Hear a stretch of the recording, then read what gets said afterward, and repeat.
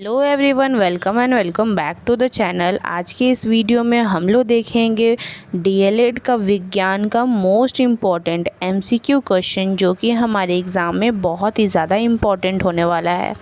हर एक क्वेश्चन बहुत ही ज़्यादा इम्पॉर्टेंट होने वाला है। हमारी डीएलएड एग्ज़ाम की सीरीज़ चल रही है, जहाँ पे हम लोग हर सब्जेक्ट से इम्पॉर्टेंट क्वेश्चन उठाते हैं और उसको एक्सप्लेन करके पढ़ाते हैं। अगर आप चैनल पर नए हैं तो सब्सक्राइब ज़रूर कर लें। और आपको पता है कि हमारा साइंस से लेके हिंदी, इंग्लिश, जनरल नॉलेज, हर एक सब्जेक्ट का हमारा सीरीज़ चल रहा है। तो सीरीज़ को फॉलो करना है, हर एक वीडियो को देखना है, गो थ्रू हो जाना है। चलिए, आज का हमारा सब्जेक्ट है विज्ञान, यानी कि साइंस। और हम लोग बिना किसी देरी के शुरू करते हैं क्वेश्चन नंबर 1 से। ये जो 71, 72, 73 आएगा, उस पर आपको ध्यान नहीं देना है। अगर आप चैनल से जुड़े हैं तो आपको पता है वो एक सीरीज़ है और हमारी सीरीज़ कंटिन्यू है। चलिए, क्वेश्चन कहता है डीएनए का मॉडल प्रस्तुत करने में 1962 में नोबेल पुरस्कार मिला। किसको मिला? वॉटसन एवं क्रिक को, डॉक्टर एच खुराना को, रॉबर्ट हुक को, या ब्रिगल एवं किंग को? हमारा इसका ऑप्शन नंबर ए सही होगा, वॉटसन एवं क्रिक को। ठीक है। वर्ष 1962 में चिकित्सा विज्ञान का नोबेल पुरस्कार जेम्स वॉटसन, फ्रांसिस क्रिक और मासिक विकिलिंस को संयुक्त रूप से दिया गया था। ठीक है। चलिए, नेक्स्ट क्वेश्चन देखते हैं। नेक्स्ट क्वेश्चन हमारा 72 है, जो कि कहता है कीटभक्षी पौधा है अमरबेल, ड्रोरेशा, गुलाब, नागफनी। हमारा इसका ऑप्शन नंबर बी सही होगा, ड्रोसेरा। ओके, हम लोग ड्रोसेरा को सनड्यूज भी कहते हैं। यह एक कीटभक्षी पौधा कहलाता है। चलिए, नेक्स्ट क्वेश्चन देखते हैं। नेक्स्ट क्वेश्चन हमारा कहता है निकोटिन पाया जाता है किस में? चाय की पत्ती में, तंबाकू की पत्ती में, कॉफ़ी के बीजों में, या नीम की पत्ती में? हमारा निकोटिन पाया जाता है ऑप्शन नंबर बी, तंबाकू के पत्ती में। ठीक है। निकोटिन तंबाकू की पत्ती में पाया जाता है, जो एक विषैला मादक पदार्थ है और ये सोलिनेसी कुल के पौधों में पाया जाता है। ठीक है। चलिए, नेक्स्ट क्वेश्चन हमारा 74 है। कहता है पौधे के किस भाग से कॉफ़ी प्राप्त होती है? फूलों से, बीजों से, पत्तियों से, या फलों से? हमारा इसका ऑप्शन नंबर बी एकदम सही हो जाएगा, बीजों से हमें कॉफ़ी प्राप्त होती है। कॉफ़ी पौधे के बीजों से प्राप्त होता है, जिसका उपयोग पेय पदार्थ के रूप में किया जाता है। ठीक है। इसमें कैफीन नामक पदार्थ भी पाया जाता है। ठीक है। चलिए, नेक्स्ट क्वेश्चन हम लोग देखते हैं। नेक्स्ट क्वेश्चन कहता है जीव की उत्पत्ति जीव से होती है। इस कथन का सत्यापन किसने किया? लुई पास्चर से, वॉन हेटमॉन्ट से, रॉबर्ट हुक ने, या ओपेरिन ने? हमारा इसका ओपेरिन ने जीव की उत्पत्ति जीव से होती है कथन का सत्यापन किया था। किसने?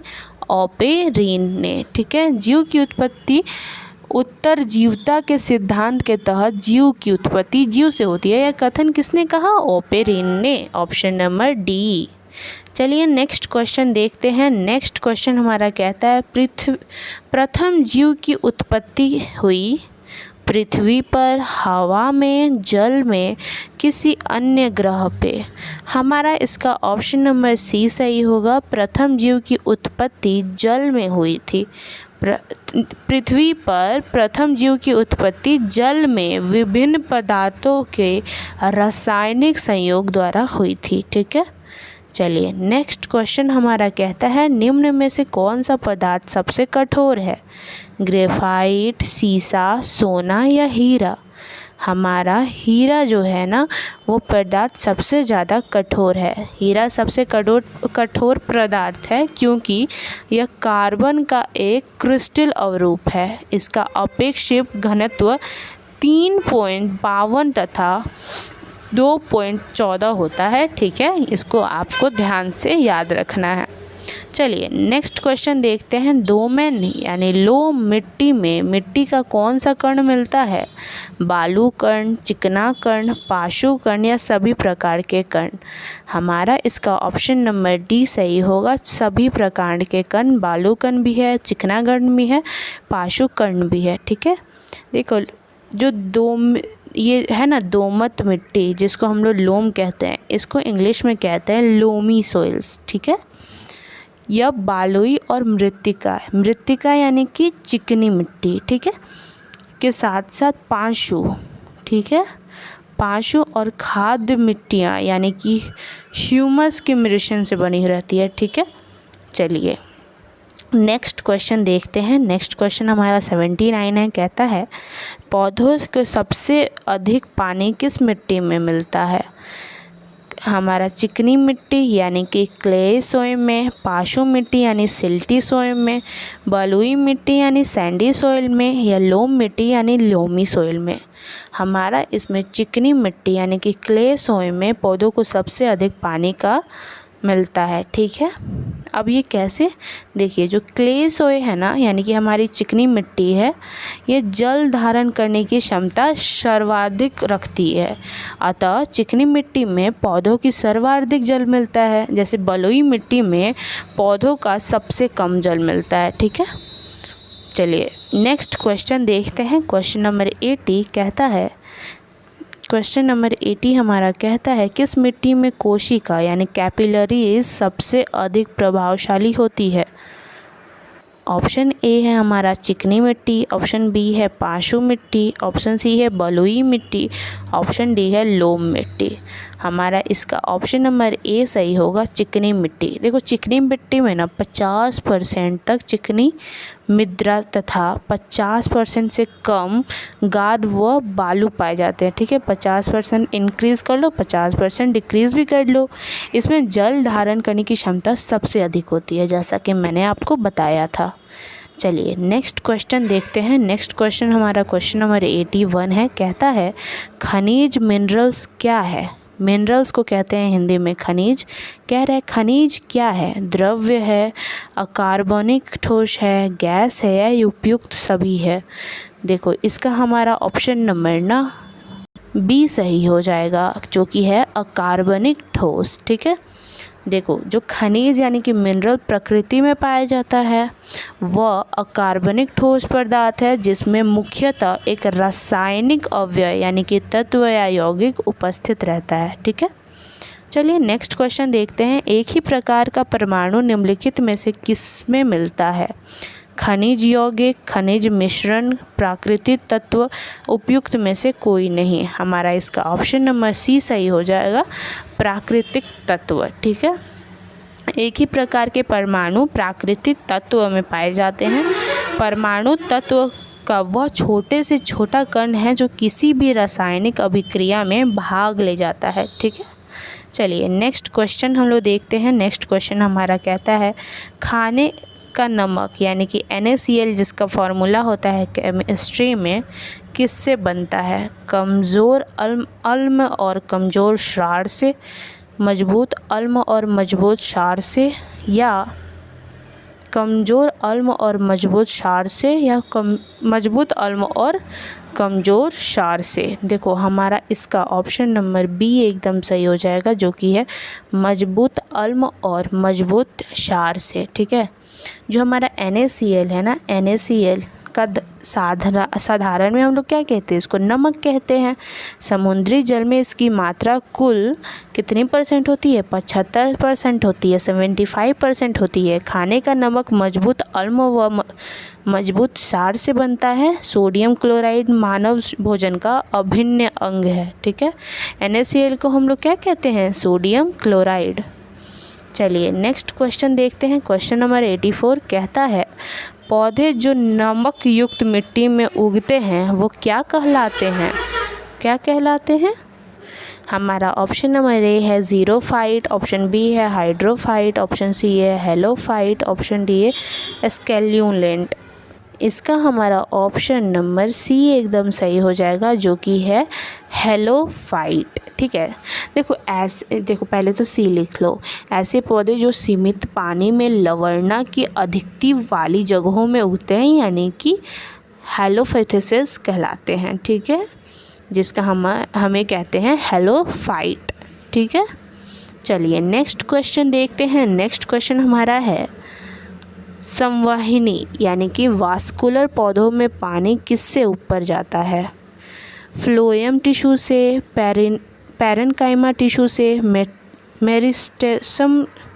मेरिस्टेमेटिक टिश्यू से, या फिर हमारा option number D xylem tissue से।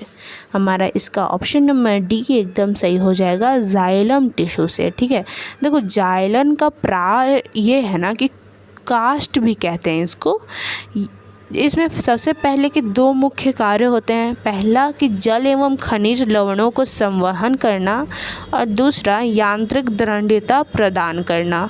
ठीक है, चलिए हमारा क्या हो जाएगा ऑप्शन नंबर इसका डी सही हो जाएगा, जाइलम टिश्यू। चलिए नेक्स्ट क्वेश्चन कहता है पौधों को कौन सा भाग फूल बनने का उत्पादन ग्रहण करता है? स्टेम, ब्रांचेस, लीव्स या रूट? हमारा इसका ऑप्शन नंबर सी सही हो जाएगा, लीव्स। ठीक है, सी सही हो जाएगा, लीव्स। देखो पौधों का पर्ण भाग यानी कि लीव्स फूल बनने के उत्पादन का कार्य करता है तथा पौधों का वह भाग जो प्रकाश की ओर वृद्धि करता है उसको भी क्या कहते हैं? लीव्स कहते हैं। चलिए नेक्स्ट क्वेश्चन देखते हैं। नेक्स्ट क्वेश्चन हमारा कहता है एम्ब्रोयो किस में मिलता है यानी भ्रूण किस में मिलता है? फूल में, पर्ण में, बीज में या कली में? फ्लावर में, सीड्स में, लीव्स में या बर्ड्स में? देखो हमारा इसका ऑप्शन नंबर सी सही हो जाएगा। एम्ब्रोयो किस में मिलता है? सीड्स में मिलता है। सीड्स माने कि बीज में मिलता है। देखो भ्रूण बीज में मिलता है। इस समूह के पौधों में बीज फल के अंदर होते हैं। ठीक है, इनके पौधों में जड़, पत्ती, फूल एवं बीज सभी पूर्ण विकसित होते हैं। बीज के आधार पर विभाजन दो प्रकार है और वह दो प्रकार क्या है? एक बीज प्रति पौधे और दूसरा द्विबीज पौधे। ठीक है, चलिए नेक्स्ट क्वेश्चन हमारा 88 क्वेश्चन नंबर है। कहता है कि फोटोसिंथेसिस क्या होता है? प्रकाश संश्लेषण क्या होता है? ऑप्शन इसका कहलाता है, ऑप्शन ए है न्यूक्लियस में, ऑप्शन बी है माइटोकॉन्ड्रिया में, ऑप्शन बी है क्लोरोप्लास्ट में, ऑप्शन डी है परऑक्सीसोम में। हमारा इसका ऑप्शन नंबर सी एकदम सही हो जाएगा, क्लोरोप्लास्ट में। देखो प्रकाश संश्लेषण यानी कि फोटोसिंथेसिस क्लोरोप्लास्ट से होता है। ठीक है, सुनो मेरी बात, इसका तो हम ऑप्शन नंबर सी सही हो गया।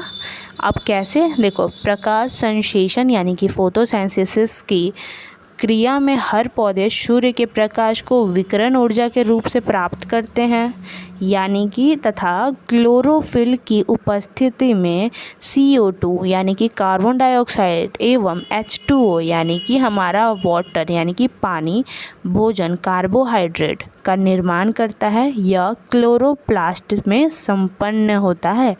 किस में संपन्न होता है? क्लोरोप्लास्ट में संपन्न होता है। चलो हम लोग अपना सेकेंड लास्ट क्वेश्चन आज का देखते हैं। कहता है सहज प्रणाली का परिवर्धन निम्नलिखित में से कौन सा है? प्रणाली का कार्य, प्रणाली का विकास, प्रणाली का स्वपोषी क्रिया या फिर उपयुक्त में से कोई नहीं।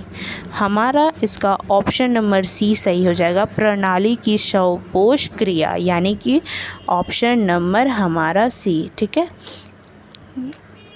अब कैसे सही होगा? देखो सहज प्रणाली मुख्य तंत्रिका प्रणाली का एक भाग्य है। यह सहज प्रकार को नियमित करता है। ठीक है, अतः सहज प्रणाली का परिवर्तन प्रणाली की स्वपोषी प्रक्रिया के रूप में परिभाषित किया जाता है। यानी हमारा ऑप्शन नंबर सी एकदम सही हो गया। ठीक है, चलो आज की इस वीडियो का लास्ट क्वेश्चन देखते हैं। लास्ट क्वेश्चन हमारा कहता है क्वेश्चन कहता है हमारा जेनेटिक्स निम्नलिखित में से किसका अध्ययन है। ऑप्शन है इसका मेंडलन का नियम, ऑप्शन बी है जैव विकास, ऑप्शन सी है डीएनए रचना, ऑप्शन डी है आनुवंशिकता और विचरण। हमारा इसका सही आंसर ऑप्शन नंबर डी हो जाएगा, जो कि है आनुवंशिकता और विचरण। ठीक है, अब कैसे सही होगा, सबसे पहले तो मैं ये बता दूँ इसका एक्सप्लेनेशन क्या होगा। इसका एक्सप्लेनेशन होगा बच्चा लोग, इसका ऑप्शन आपको एक्सप्लेनेशन में ये समझ लीजिए, जो हमारा जेनेटिक्स यानी कि आनुवंशिकी जीव विज्ञान की वह शाखा है जिसके अंतर्गत हमारा आनुवंशिकता और विचरण यानी कि जीव की विभिन्नता यानी कि वेरिएशन का अध्ययन किया जाता है। तो हमारा क्या हो गया, ऑप्शन नंबर डी एकदम सही हो गया। बच्चा लोग thank you so much for the video. आज की वीडियो में बस इतना ही। आपको वीडियो पसंद आई हो तो चैनल को सब्सक्राइब ज़रूर कर लेना। कमेंट में बताना कि मैम का वीडियो आप लोगों को कैसा लगा। मिलते हैं नेक्स्ट वीडियो में, अपना ध्यान रखिए। साथ में ही ये पता होनी चाहिए डीएलएड का एग्ज़ाम कभी भी हो सकता है, तो मेहनत नहीं रुकनी चाहिए। धन्यवाद।